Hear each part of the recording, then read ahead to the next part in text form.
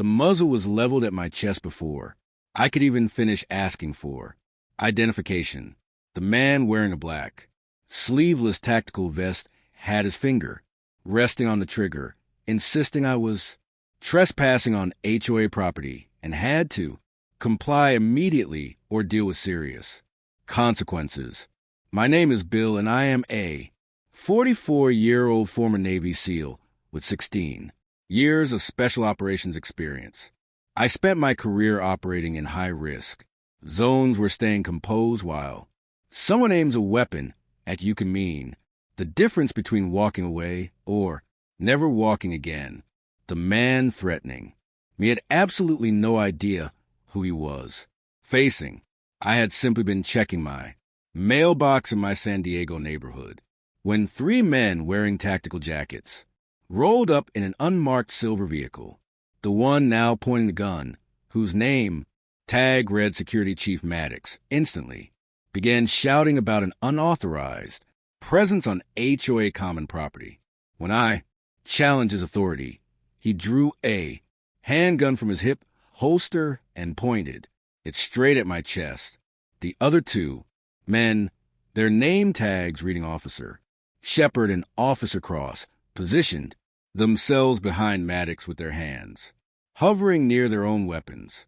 This was an armed standoff on a quiet residential street in the middle of the day, and these 3 men honestly believed they could intimidate me with guns. Hands up and get on the ground, Maddox barked. You're trespassing on restricted HOA property. You are under citizen's arrest until we verify your authorization to be here. I kept my hands clearly visible, but otherwise didn't move. Years of training had conditioned me to evaluate threats without panic. Maddox's grip was wrong, his finger riding the trigger, the barrel wobbling slightly. Poor, inexperienced gun handling. Shepard and Cross looked tense, constantly scanning the area to see who might be watching. Nothing about them suggested legitimate law enforcement. They were armed bullies, using fear as leverage. This is a public street, I said evenly.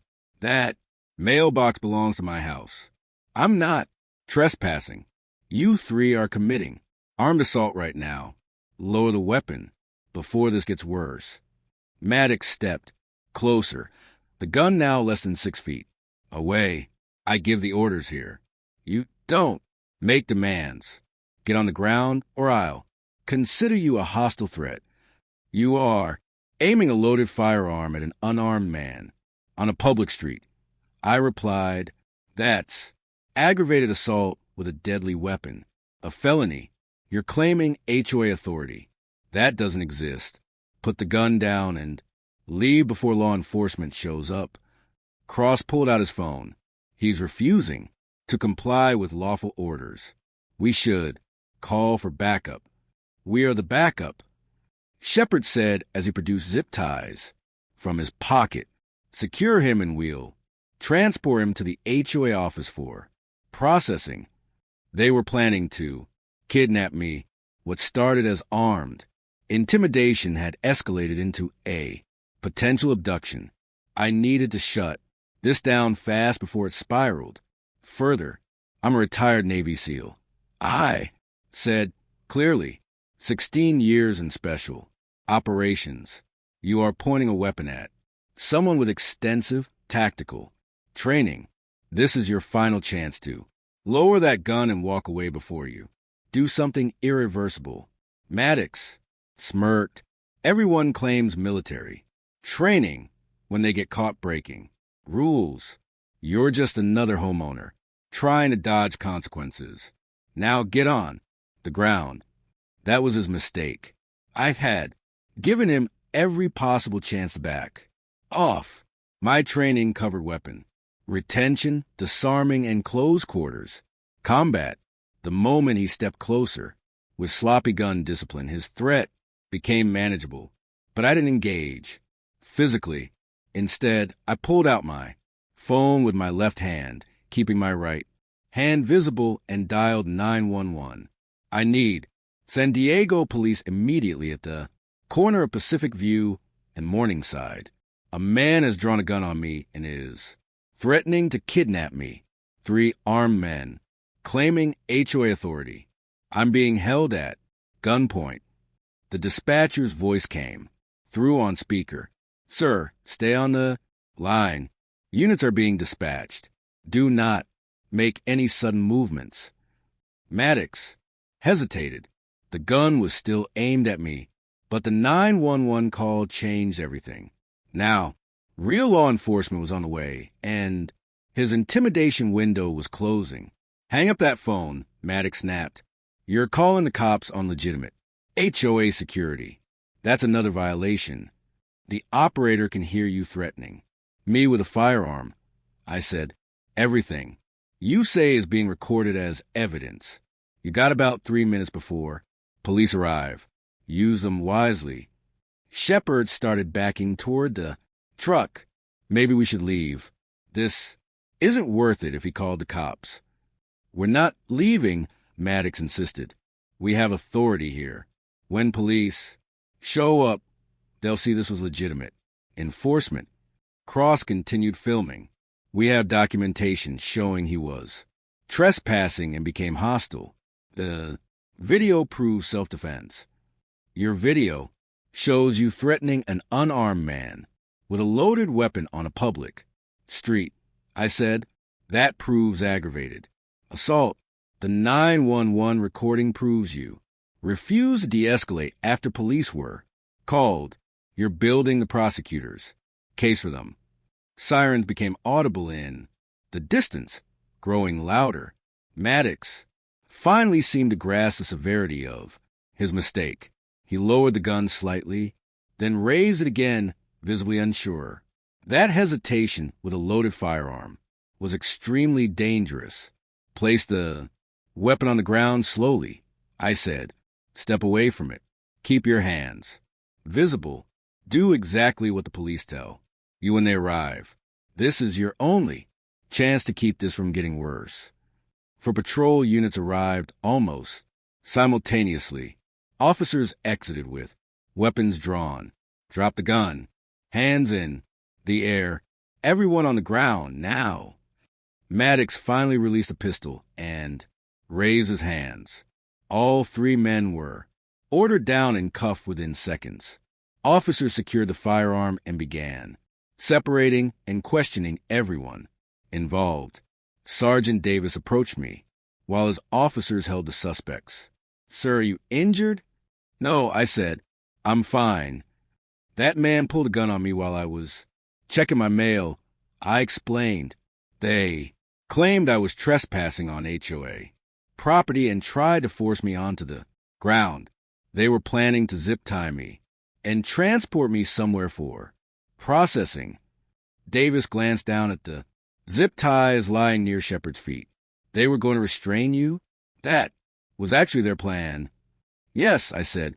I recorded the entire interaction on my phone, and the 911 call captured most of it as well. Davis reviewed the footage. On my phone, his expression shifted from controlled professionalism to visible anger as he watched Maddox aim the gun at my chest and issue threats. This is aggravated assault with a deadly weapon, attempted kidnapping, criminal impersonation, and probably a dozen other charges, he said. You handled this incredibly well. Most people would have panicked. I'm a retired Navy SEAL, I replied. I've been in situations where people pointed weapons at me. Training taught me to stay calm and find the safest resolution. That training probably saved your life. Davis said. This guy kept his finger on the trigger the entire time. Terrible discipline. One sudden move, and this could have ended very badly. The 3 men were arrested and separated. A search of their Silverado uncovered fake HOA documents for 9 different neighborhoods, multiple bundles of zip ties, additional weapons including tasers and pepper spray, and detailed notes outlining how to intimidate homeowners into compliance. Detective Harris from the Violent Crimes Unit arrived and assumed control of the case. She reviewed the evidence and questioned me extensively about what had happened. "Mr. Bill, you were extremely lucky," she said. "Most people confronted by an armed assailant either panic or submit. Your military background gave you the ability to stay calm and call for help instead of escalating. I gave them multiple chances to back off. I told her. I explained exactly what crimes they were committing. They chose to continue threatening me even after I called 911. That choice is going to cost them decades in prison." Harris said the investigation revealed the 3 men had been running an aggressive HOA extortion scheme for more than a year. They targeted military neighborhoods, assuming veterans would recognize their fake authority and comply rather than challenge them. They had confronted at least 14 other veterans using weapons to intimidate them into paying bogus fines. Maddox, whose real name was Ryan Maddox, had prior convictions for armed robbery and assault. Shepard, actually Michael Shepard, had a criminal history that included weapons charges and extortion. Cross, real name Timothy Cross, had served time for kidnapping and fraud. All 3 were legally prohibited from possessing firearms, adding federal charges on top of the state offenses. The case went to trial 13 months. Later, I testified about the armed confrontation, the threats, and how my SEAL training helped me remain calm and document everything. Other veterans testified about being threatened at gunpoint and paying out of fear. The prosecution presented the recordings, the seized weapons, and overwhelming evidence of a coordinated operation targeting military families. All 3 defendants were convicted on multiple counts, including aggravated assault with a deadly weapon, attempted kidnapping, criminal impersonation, weapons violations, and federal firearms charges. Ryan Maddox was sentenced to 23 years in federal prison. Michael Shepard received 20 years. Timothy Cross was given 18 years. The judge specifically noted that threatening veterans with weapons while impersonating authority justified the maximum sentences. "You targeted people who served this country," the judge said at sentencing. "You use weapons to create fear and extract money from families trying to live peacefully in their homes. You are a danger to society and will remain incarcerated for a very long time." Every veteran who had paid them received full restitution. I received compensation for the trauma of being held at gunpoint and for the time spent dealing with the investigation and trial. More importantly, 14 military families were freed from ongoing threats and extortion. Sergeant Davis visited me months after the trial. "You know what I keep thinking about?" he said. "If you hadn't been a SEAL with high-stress training, that gun could have gone off. One panic move and we would have been investigating a shooting instead of making arrests. The training saved my life," I said, staying calm, communicating clearly, documenting everything, and calling the proper authority. "Those are the tools that de-escalate danger. Most people don't have those tools," Davis replied. "That's why these guys got away with it for so long. They ran into the one person who didn't panic, and it ended their entire operation. I still live in the same San Diego neighborhood. It's safer now knowing those men are in federal prison. I installed security cameras covering my property and mailbox area. Every time I check my mail, I remember the moment Maddox pointed a gun at my chest and assumed fear would make me comply. If anyone ever threatens you with a weapon while claiming authority, your priority is staying alive and getting real law enforcement involved. Don't make sudden movements. Keep your hands visible. Stay calm if you can. Call 911 immediately and stay on the line. Real law enforcement doesn't point guns at unarmed people checking there. Mail. Real HOA enforcement doesn't carry weapons or threaten homeowners. Anyone who does is committing a serious felony. Your job is to survive and provide evidence so they can be prosecuted. If you have military or tactical training, use it to stay calm and assess the situation, but don't engage physically unless it's absolutely necessary to survive. Document everything you safely can and let proper authorities handle. Armed criminals. Your life is worth more than any confrontation. If you've experienced armed intimidation from fake authorities, share your story in the comments. Subscribe for more stories about surviving dangerous encounters and making sure criminals face the consequences they deserve.